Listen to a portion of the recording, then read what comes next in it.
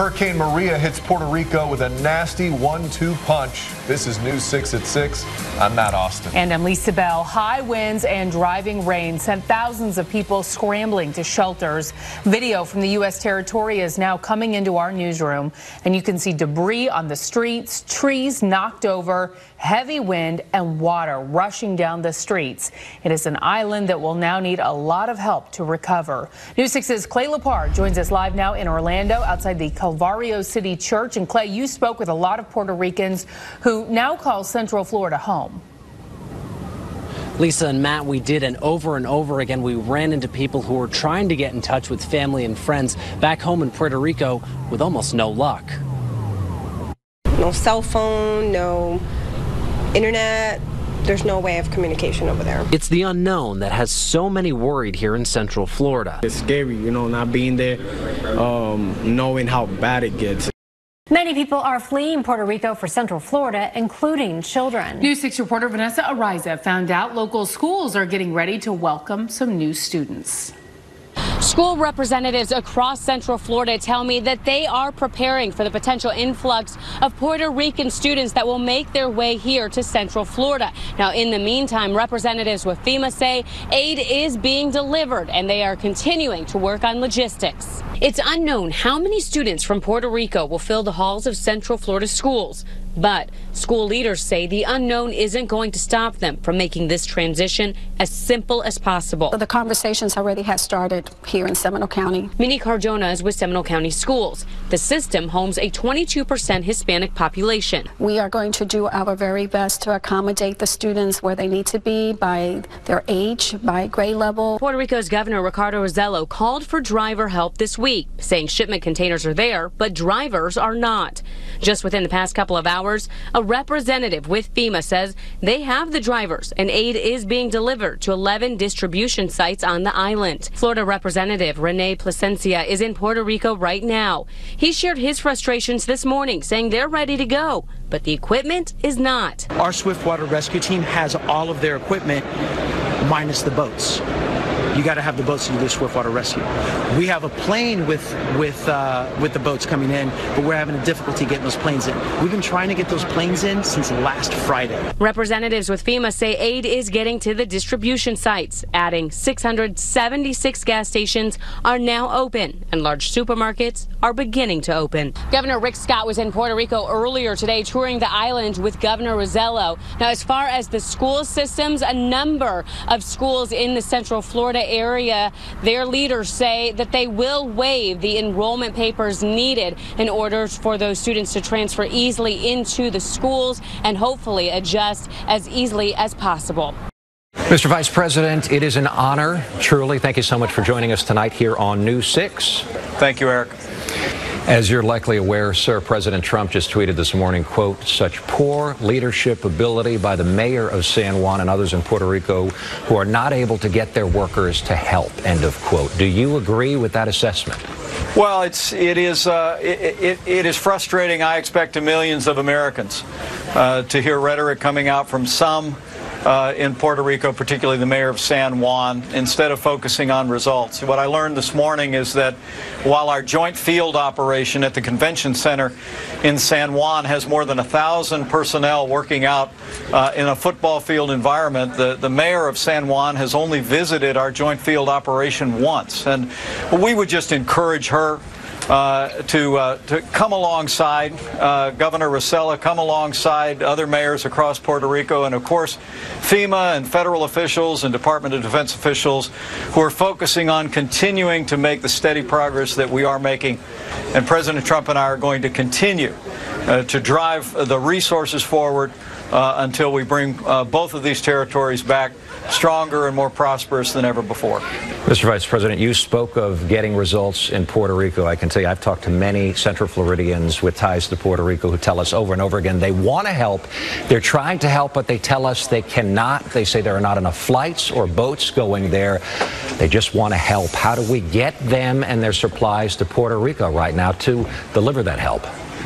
Well, we know the ports are moving very vibrantly. Governor Rosello just told me a few moments ago that literally let me make sure I have the numbers. 2.3 million liters of water, over 1 million meals just arrived at the port.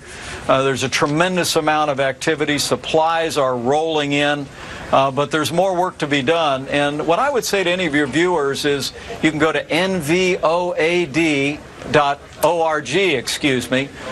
to get all the information on national volunteer organizations that are working, that are on the ground, and at least provide the kind of financial support that will be necessary. It's going to be a long way back.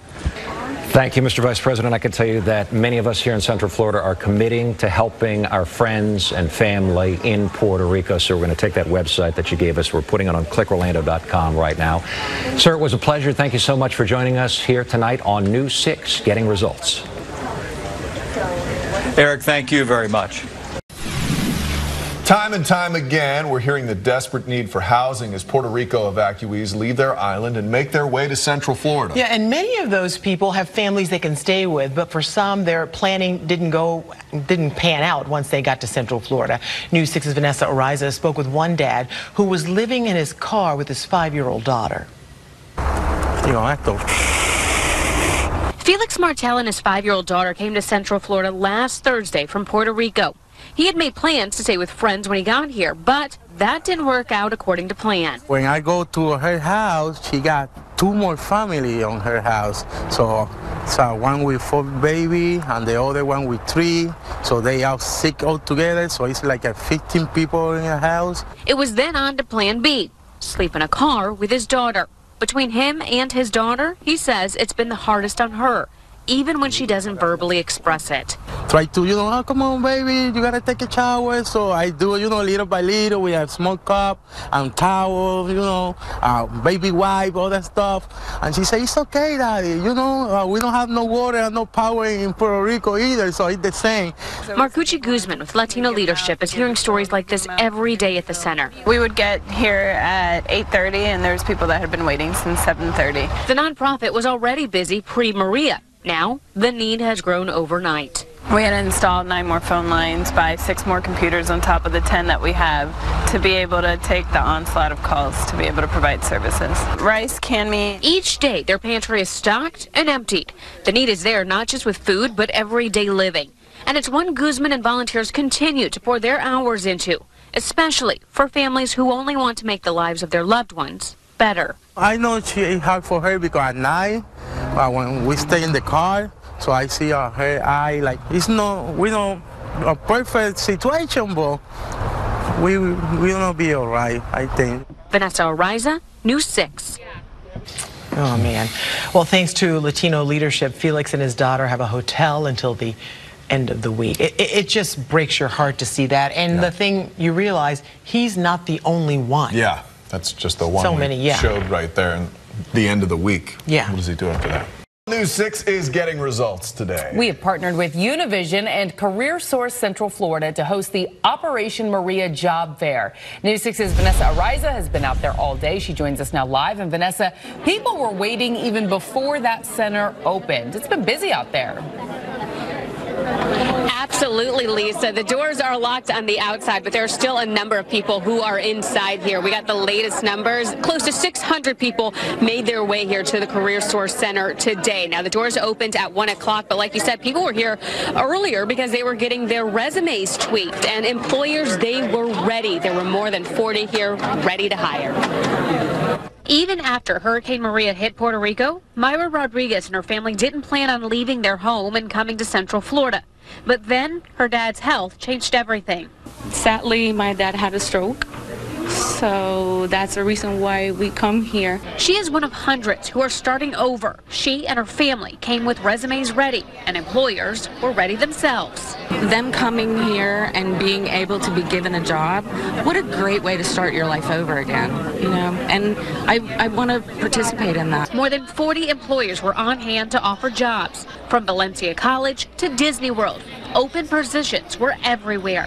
The level of energy and ambition, when you come to think of the trying times that these folks have gone through back home, and to leave it all and come here and start new, it's definitely amazing to see, the humbleness that's coming with them. Each space in the center was taken up by extra copiers that were brought in and a computer lab where people could work on their resumes. From the bottom of my heart, I'm really thankful because that helped us a lot to move on in this process and improve ourselves. Close to 600 people made it through the doors today. And you guys, here's the best part. Some people, they were offered jobs right on the spot. Some of them, they are starting orientation on Saturday. And some of the employers say while they hired people on the spot today, they have even more that they are planning to hire in the coming days. So just amazing news over here. Lisa, Matt. That is great news. And Vanessa, we are also getting an update on a family we just told our viewers about yesterday who says their housing plans fell through. We hear someone is getting results for them as well. Our community is absolutely phenomenal, Lisa. A woman contacted our station. She said she saw the story of Felix and his 5-year-old daughter yesterday. It broke her heart. She said she wanted to do something to make them smile. She has children of her own. She said she wants to take Felix and his daughter to Disney World. So she called them today. She said they talked on the phone. He was in tears. And so they're going to go to Disney World in about 2 weeks. So we asked them to take some pictures, some videos, so they can share it with us. Just shows the humanity that continues to remain here in Central Florida. That is awesome. Love that update, Vanessa. Thank you. A lot of good going on, Vanessa. Thanks. It has been close to 3 months since Hurricane Maria devastated Puerto Rico. For the first time, we're getting an up-close look at the devastation and what the island now needs. News 6's Vanessa Ariza toured schools in some of the hardest hit areas today. This part of campus at Chrome, this area has no electricity. These are classrooms. Students are in here every single day, but they can only learn until about 4:30. That's before the sun goes down. They're learning inside of these classrooms with no air, but people are donating fans. So you see fans like these in the classrooms. These are cooling the kids off as they're trying to learn. It's uncomfortable to teach in areas where eventually there's not enough ventilation. Jose Lopez Rivera teaches English here at Chrome. The school serves more as a college campus feel for advanced students in math and science. Furthering any sort of education was halted when Maria hit. We are behind of schedule. The standardized tests are in May, and right now with these conditions, I don't think that we can meet the expectations of the standardized tests. The dorms and some of the classrooms operate on 2 generators. As a new day approaches, so does hope that the generators are still running. And even if they are, it's a challenge in itself to get to the school. Located at Cerros Las Mesas, translating to the peak or highest part of the area. Some parents ended up renting places to make sure that their students will be able to show up every day to school. Riviera doesn't deny it's been difficult and challenges remain and may for years. But it's his love for his students that he thrives on, and his outlook is contagious. Don't worry, just always a smile, because if you're smiling, your family will be smiling too. The director of the school tells me he hopes to have electricity on the entire campus by February. But like so many hopes here on the island, there's no guarantee or timeline of when that will truly happen. In Mayagüez, Puerto Rico, Vanessa Ariza, News 6. Since Friday, we've been bringing you stories from Puerto Rico, and we wanted to share with you what life is like almost 3 months after Hurricane Maria hit the island. News 6's Vanessa Ariza is there. She spoke with the owner of a local bakery where breaking bread is mending spirits. Katia Hirariro has worked at Ricamoni Bakery in Mayagüez for a year. She and her co-workers, who she says are more like family, worked until they could no longer before Maria hit. The day of the hurricane, we had 2-3 days off, and then we open again for the people. A generator allowed the bakery to reopen. It became a place to not only get a warm meal, but a refuge for people who lost everything. One customer who lost not only his home, but members of his family. now comes here every day. He came here. We are the second family because we treat him like, you're my people, you're my sister, my everything. He employs 350 people, so it was really important to bring those people back to their normalcy. Miguel Lopez is the owner. The bakery has been in his family for decades. And before the year's end, he plans to open one just like this in Orlando. With the same spirit that never left, even when Maria did. I'm so positive. I say, I can, yo puedo y yo puedo. In Mayagüez, Puerto Rico, Vanessa Ariza, News 6.